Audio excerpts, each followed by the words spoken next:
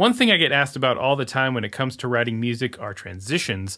Writing natural sounding transitions is really important when it comes to making your music feel connected, and it's especially difficult in a style of music like prog, where two musical ideas might be very different from each other. I'm going to cover 5 approaches you can take to make your transitions better. Before I get into this, please hit that subscribe button and the little bell icon, and consider coming and hanging out on the Prog School Discord channel. Links to all of that is in this video's description.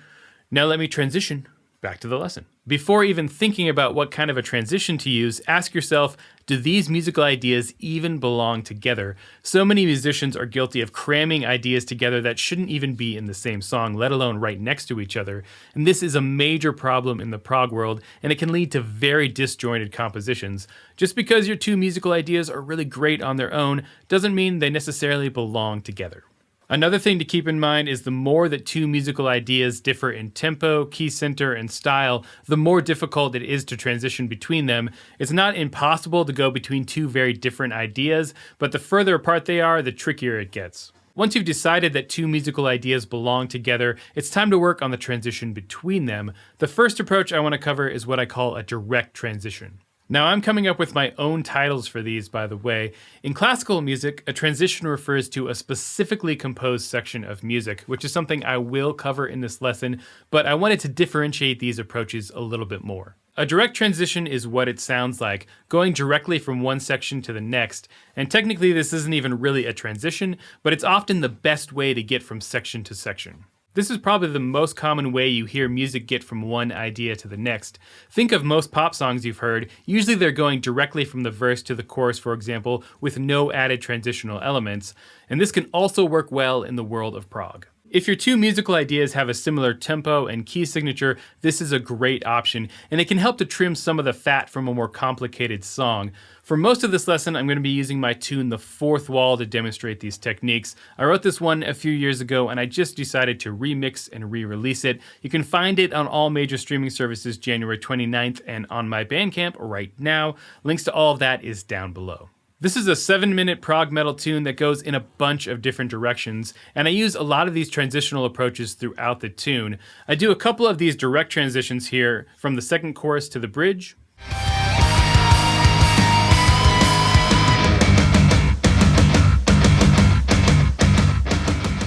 and also a bunch in this proggy bridge section.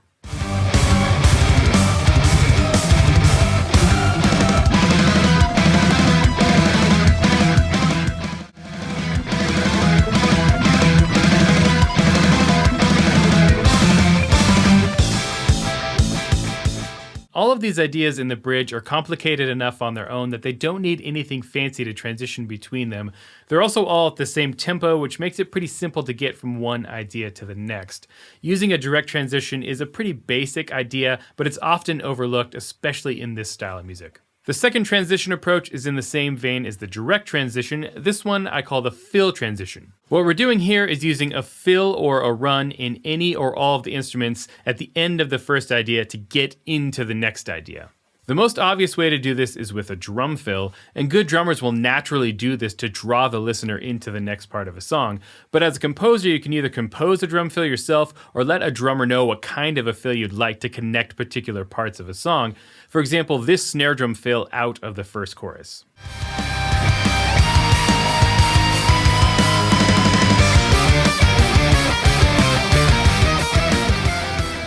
To make this even more purposeful, you could compose a part that multiple instruments will play together to get into a new section. These hits that happen at the end of the first verse in the rhythm guitars, bass, and drums help to build the dynamics into the first pre-chorus.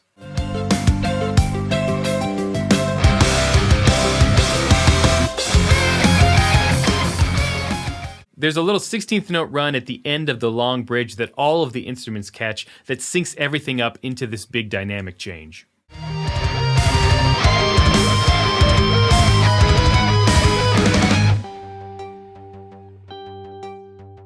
I also have the drums catch the beginning and end of this fast keyboard and guitar unison.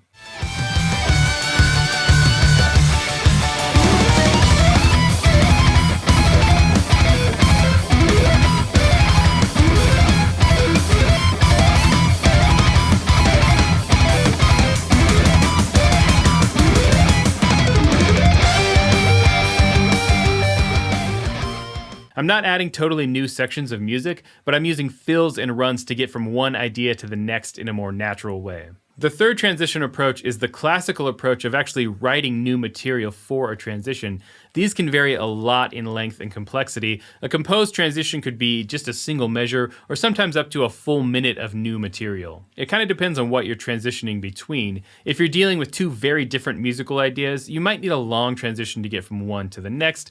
Other times you might just need to add in a short musical phrase to make things flow a little bit better. I didn't do this a ton in the fourth wall, but there were a few parts that needed a little bit extra to help with the transitions. Going from the first pre-chorus into the chorus, I added this single bar of 6/4.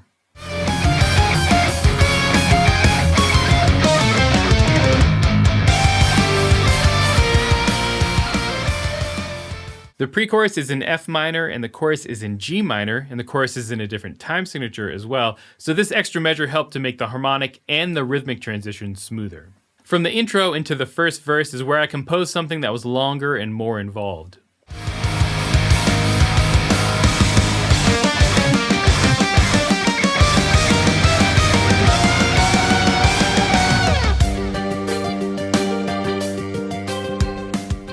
There's a pretty big dynamic shift here as well as a big feel change, and I thought it needed one of these weird odd time signature prog parts to help ramp up into that dynamic drop that happens in the first verse.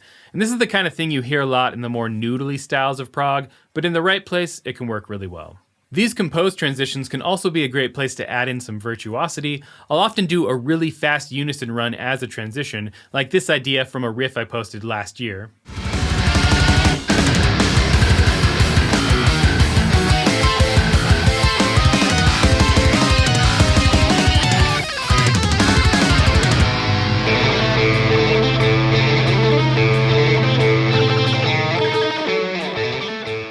Or this fast run in my tune Solar Storm.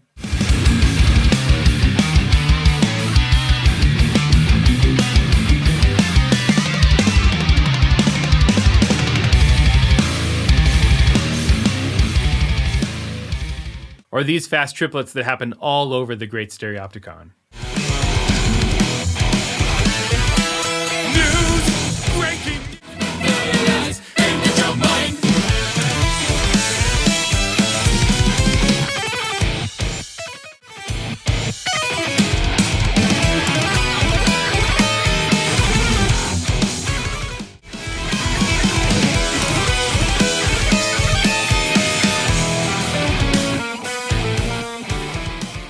I might need to make a separate lesson on how to compose these very specific transitions, but doing this is one of the best ways to tie together very different musical ideas. The fourth transition approach is to use space or to use rests. This is a great way to get from section to section, especially if you want a big dynamic shift. Right before the big climactic ending of the fourth wall, I leave one beat of space.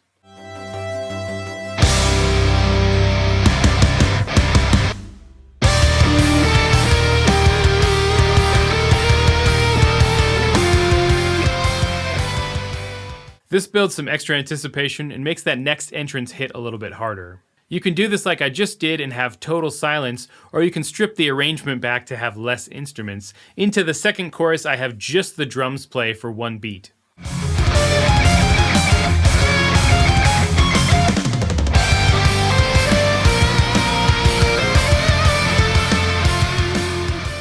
This allows the other instruments to change key into the chorus because that space kind of resets the listener. Into the second verse, I bring it down to just keys and guitar.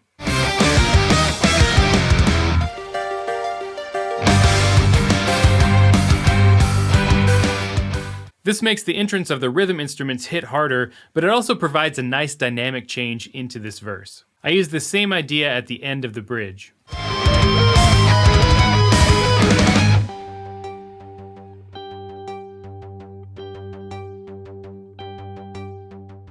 Bringing it down to just a couple of quiet instruments allows for this big change in feel, and in this case it also allows for a change in tempo. Space is a simple but really effective way to transition between your ideas. The final transition approach I'm going to cover here I call a build transition. The idea here is to slowly build into the next section. This can help to gradually move from part to part instead of abruptly moving into the next idea. I don't really do this exactly in the fourth wall, though there is this slow build throughout the ending section, which builds some anticipation for the big climactic end.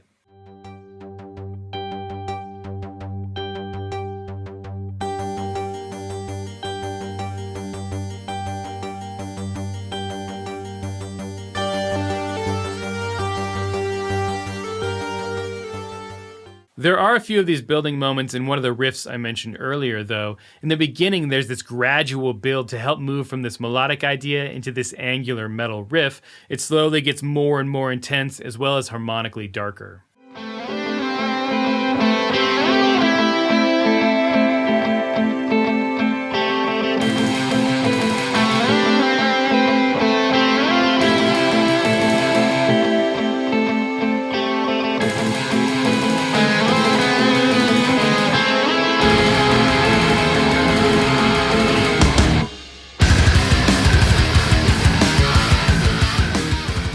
I remember this being a really tough transition to nail down. These two parts are very different in tone and feel, so slowly building from one to the next made for a somewhat more natural transition. I also use this building approach to transition back to that melodic section.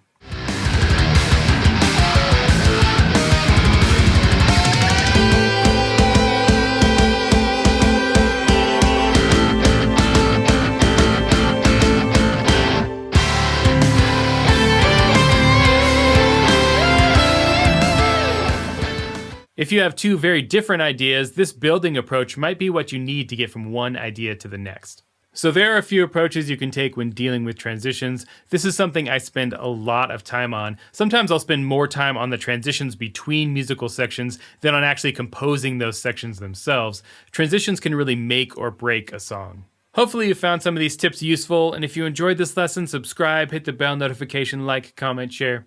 Till next time, stay proggy.